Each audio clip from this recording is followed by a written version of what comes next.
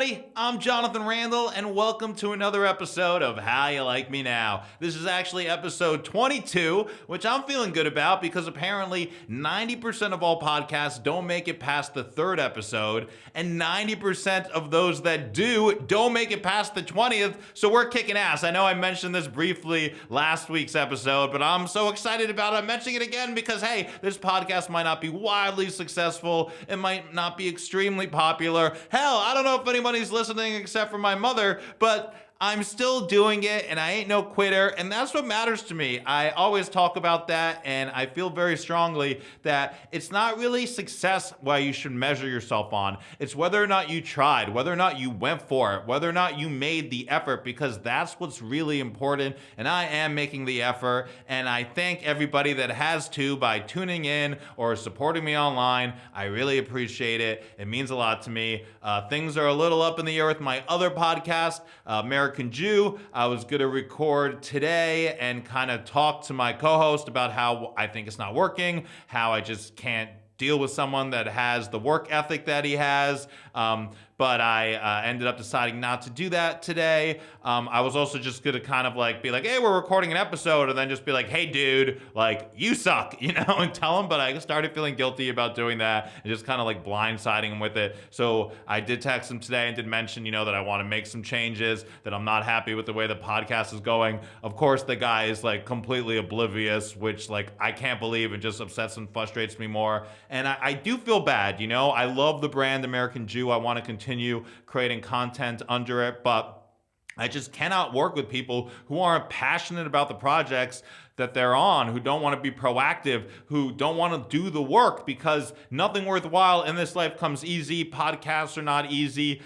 They take work, and unfortunately, I'm not trying to like manage somebody, be constantly on somebody's case for them to do a half-assed job for the bare minimum and act like they're all put out about it. So it's just like incredibly frustrating to me. I just want to surround myself with people that are passionate and want to succeed in life, and I honestly feel like I don't have time anymore, or I don't want to make time for people that aren't like that, or people that want to make excuses, people that just want to like live in the past, and people that aren't interested in their own success and making dreams come true. And I feel that way with that podcast. So I don't want to work with, I don't even want to be around this guy. I feel so bad because he's a sweet guy. I know he means well as a friend, but just as a collaborator, he's awful, and he just has like a horrible work ethic. And I can't continue with a project where like I'm frustrated about who I'm working with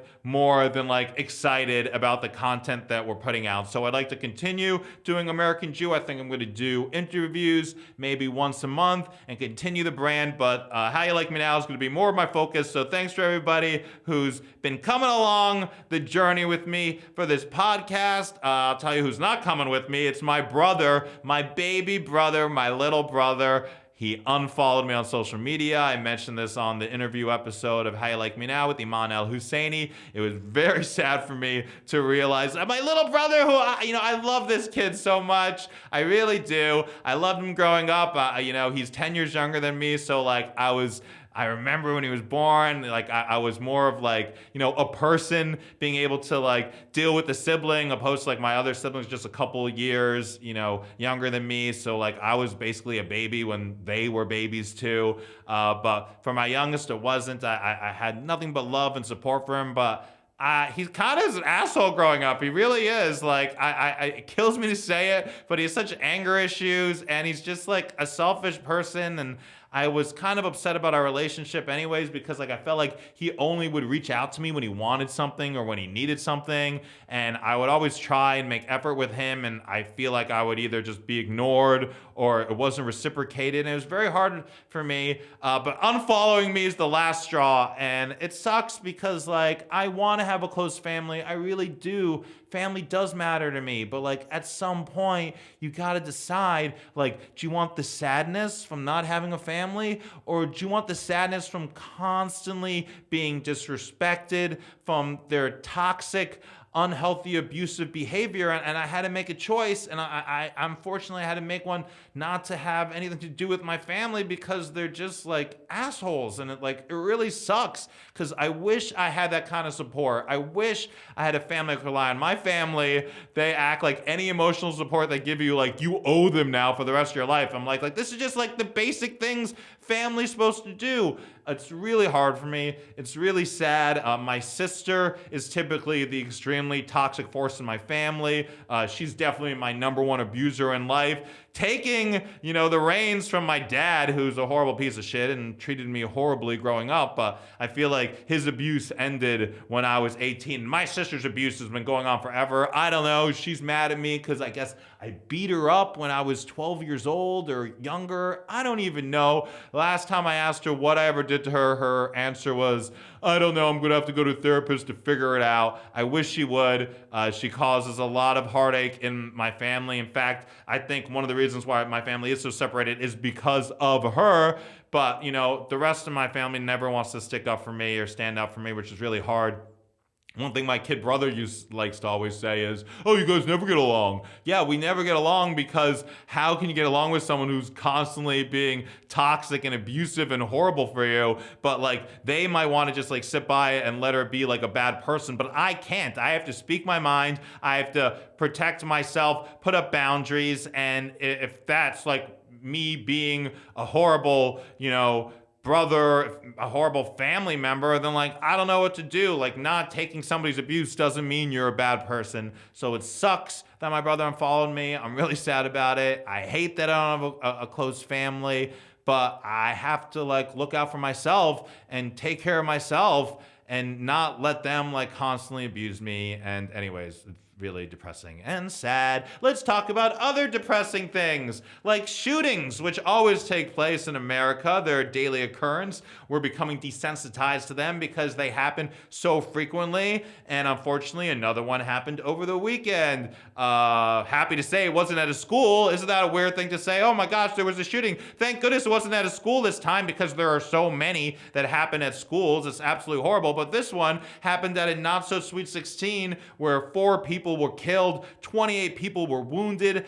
Absolutely horrible. I mean, when are we going to change our relationship with guns in America? We absolutely have to do it. And it's crazy because I never hear oh my God, a mass shooting was averted because somebody else had a gun. That never happens. Never did you hear oh, there would have been a shooting at the school. Thank God Dale was here with his assault rifle, because that's not how it works. We got to stop it with these guns and our obsession with guns. We got to stop putting the Second Amendment, which is something that was created over 200 years ago, ahead of the lives of our children, okay? The right to bear arms should not be more important than the right for our children to live. Unfortunately, this party wasn't the only thing that, people were getting shot at. This is a really disgusting thing that happened in Kansas City, where a 16-year-old was trying to pick up his twin brothers and he rang the wrong doorbell, and the guy came to the door and he shot him. Yes, no surprise, it was a black 16-year-old, and the guy was apparently told him never come there again. He shot him, and then when he hit the floor, he shot him again on the floor. And I understand how people want to be oh, racism doesn't exist in America. Oh, really? When a black teenager can't even ring a doorbell without getting shot? I think it's safe to say that racism still exists. Even worse, after he gets shot, he was able, I guess, to crawl over to try to get help with the neighbors, and he had to go to 3 different homes until somebody opened the door to help this poor 16-year-old who had just been shot twice, once in the head, and the only reason those people even opened the door was after they instructed him to lie face down on the floor with his hands up. I mean, absolutely crazy. I'm sending my love out to this 16-year-old. His name is Ralph Yarl, and his family. There is a GoFundMe to raise money for the family. Definitely Google that and check it out. And definitely don't be saying there's no racism in America, because that is just ignorant and crazy. You shouldn't be shooting people just because a black person comes to your door and rings the doorbell. Absolutely horrible. Okay, people this weekend probably saw footage of Israeli forces beating up Christian worshipers who were trying to attend the Holy Fire ceremony in Jerusalem's Old City. I'm not sure if Israel was just trying to prove that Muslims aren't the only ones they beat up, but nevertheless, this is still a really bad look. Israel had limited the amount of people that were allowed to go to this ceremony at just over 2,000 people in the church and 1,000 people outside the church. In years past, there's been like over 10,000 people in attendance. Of course, Israel said that the reason why they wanted to have less people there was for safety concerns. And though you got to take in consideration, why is it that every time Israel says they're doing something for safety concerns, like other people aren't safe? Typically Palestinians, Muslims, or now even Christians. Today is Yom HaShoah, Holocaust Remembrance Day, specifically remembering the 6 million Jews that were killed in the Holocaust. Of course, 11 million people died in total in Israel. They celebrate Yom HaShoah, and people are celebrating around the world. It's more to remember the 6 million Jews that passed away. The Holocaust is real. There are Holocaust deniers out there. They're really disgusting, sick people. I mean, anti-Semitism also still exists.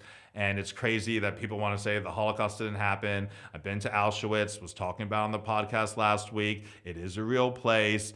But I want to talk about something that, I've noticed a lot, especially, being outspoken about Palestinian human rights and against Israel's occupation and Israel's fundamental human rights abuses of the Palestinian people. And that is people comparing what is happening in Israel in Palestine right now with the Holocaust. So I want to talk about some differences first between what's happening in Palestine and the Holocaust.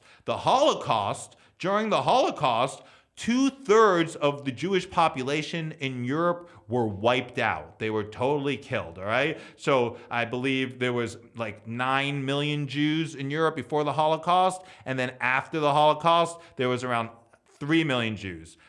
Even since the occupation in Palestine, the Palestinian Arab population has only grown, okay? Another difference is, while far too many Zionists want to kick all Palestinians out, they want to ethnically cleanse Palestinians from Israel, the Nazis weren't trying to just kick the Jews out of Germany. They were trying to wipe them off the face of the earth. They didn't want to just ethnically cleanse them from Germany. They wanted to ethnically cleanse them totally. They wanted to get rid of them, all right? They didn't want to just take their land. They wanted to take their lives. So another difference is, while I don't agree, Israel claims that the reason why it treats the Palestinian people the way it does is because of security reasons, and it's trying to protect Israelis. What the Nazis did during the Holocaust wasn't trying to protect anyone. It was trying to, again, wipe out the Jews, kill all the Jews. Hitler called it the final solution, okay? Not just trying to obtain a state without Jews. He was trying to kill all Jews. So I just want to be clear that those are some big differences. So while invoking the Holocaust does diminish the significance of the largest recorded genocide in modern history, many Jews